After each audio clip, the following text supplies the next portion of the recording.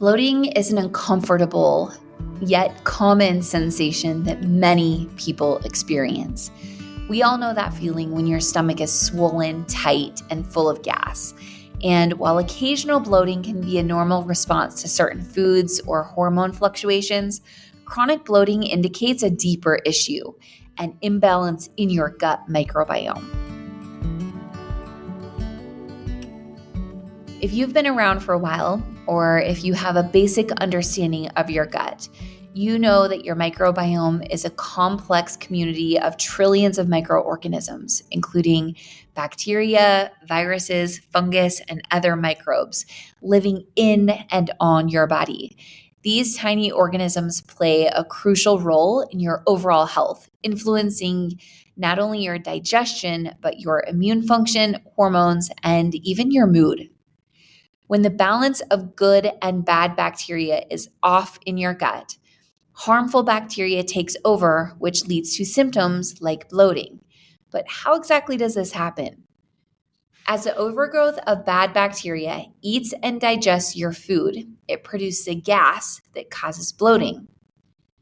Also, when your gut is imbalanced, it is unable to break down and absorb certain nutrients. This causes them to ferment in your gut, which also produces gas and leads to bloating. An imbalanced gut also triggers inflammation in your gut lining. This inflammation slows down digestion and leads to the retention of gas and water, contributing to a bloated feeling. Your gut microbiome also helps with the movement of food through your digestive tract. An imbalance can disrupt this process, causing delayed digestion, gas buildup, and bloating. There are several contributors to gut imbalance. I have many episodes on the podcast where we talk about these, but let's go over a few here, a few that are the most common and why you or your child might be struggling with an imbalance, even though you're really mindful, even though you eat really mindfully, you don't have chemical products in your home, you live a very mindful life. Why? Why would you still have a gut imbalance? The first is our modern diets. Our ancestral diets consisted of whole foods rich in fiber and nutrients. Modern diets, however, are really heavy in processed foods, refined sugars, and unhealthy fats that all lead to a decline in our beneficial bacteria. These processed foods not only lack the nutrients needed to nourish our good bacteria, though, they actually feed the harmful bacteria, yeast, and parasites in our bodies. Second, environmental changes. Beneficial environmental bacteria that our ancestors got from fruits, vegetables, and grains are now non-existent due to chemicalized farming practices. The heavy use of pesticides, herbicides, and chemical fertilizers has destroyed the balance of our environment, affecting the food we consume and diminishing the diverse microorganisms that our ancestors naturally got from eating fruits, vegetables, and grains. Growing your own garden or shopping at a local farmer's market provides more than just nutrient-dense foods. It provides living density. When growing your own garden, use organic soil and seeds. Choose organic when you shop whenever you can and encourage microbiotic life to grow on and in your body, your home, and in your garden. Next up, GMOs. These contain built-in pesticides affecting not only insects, but also beneficial bacteria in our gut when we consume them. Meanwhile, Roundup, also known as glyphosate, is directly linked to microbiome imbalances by killing off beneficial bacteria and promoting the growth of harmful bacteria. There was a recent comprehensive study done on hundreds of very mindful eaters around the world. These are people who consider themselves non-GMO. They shop locally and organically. 100% of them showed significant amounts of glyphosate in their urine. The United States alone uses 800 million pounds of Roundup every single year, not only for agriculture, but on the grass in parks, on the boulevard in front of your house. So even if you are really mindful, like the participants in this study, you are still exposed. It's in the air, in the rain, our water is highly contaminated, and of course, it's on our food. What can you do? Strictly commit to organic as much as you possibly can and just do your best. Be mindful. Filter your water. We'll get to water in a minute. Let's talk about antibiotics first. While antibiotics have, of course, revolutionized medicine, their rampant overuse and misuse creates unintended consequences for your microbiome.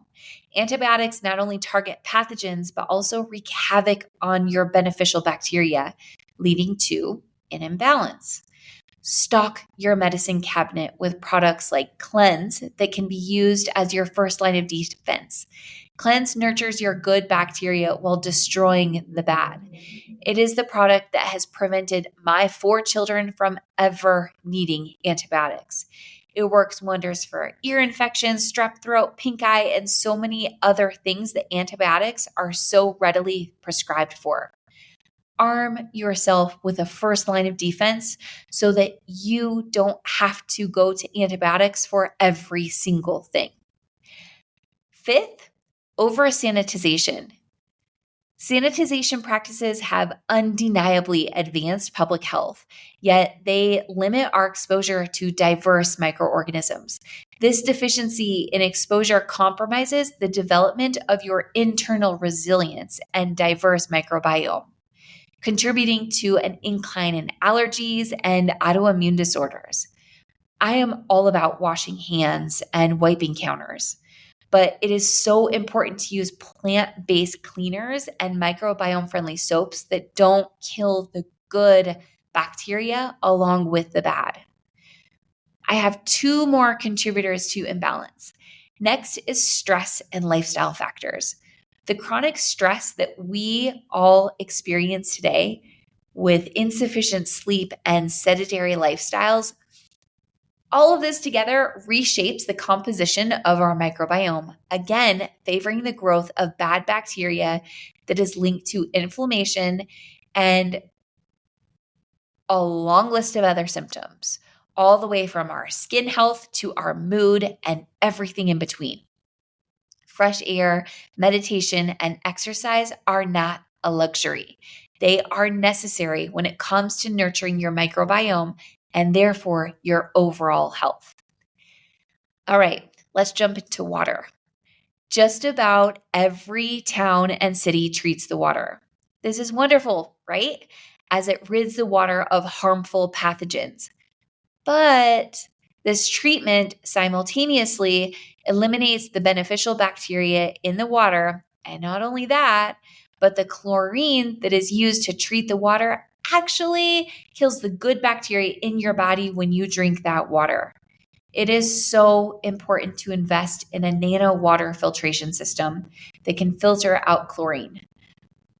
I am not affiliated at all, but my favorite water filter is the Berkey system. It just sits on your counter. It can fit in any space. We traveled around all of the United States, Mexico, Canada with a Berkey filter on our counter. It's amazing. Pack your own water when you go on outings and just be mindful when it comes to the water you consume. I am not even kidding you. We just got a office space for my husband and I to share. It's right downtown in our cutest little hometown. Do you know the reason we picked it? Right downstairs is our local co-op, and they have reverse osmosis water, which maybe I'll have to do a whole water episode because this is not the number one water. We want living water to be our primary source, but this filtered water downstairs here is so good because the chlorine has been filtered out. Make your lifestyle choices based on water. This may sound ridiculous depending on where you are in your microbiome journey. Someday you're going to get here and it's not going to be a big deal. Let it be easy. Okay, let's move on. What to do? To heal your gut microbiome and reduce bloating, you will want to rebalance your gut with supplements while making some lifestyle shifts. My women's and children's gut rebalance kits are designed to do this.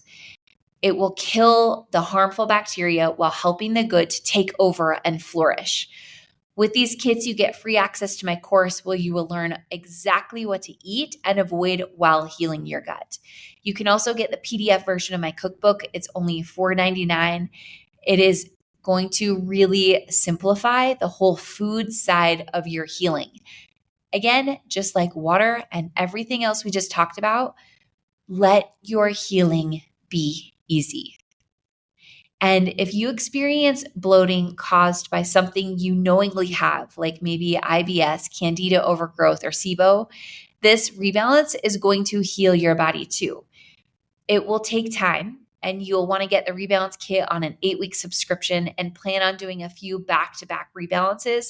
But with time and commitment, your body will heal. Alrighty, my friend, I hope this was insightful for you. Bloating is such a common symptom that people experience that we often lose touch with the possibility of it ever changing. It has become a symptom that everybody just has. This doesn't mean that you should live with it. You can heal. You don't have to live in discomfort. It's up to you, though, to be the leader of your life experience. And with the awareness that you gain today, you can transform your health. Thank you for joining me in today's episode of Follow Your Gut. If we don't know each other, I'm Juniper Bennett. I'm the founder and CEO of Only Organics, a supplement and education brand focused on women and children's gut health. I will have all the resources mentioned in today's episode linked in the show notes for you. I would love to connect with you. You can find me on Instagram at Only Organics. That's ONLEORGANICS. And make sure to subscribe to the show so you never miss an episode. Lastly, it's important for you to know that the information shared on this podcast is based on my personal experiences and research. Please always trust your own inner voice of wisdom and your healthcare professional. Until next time.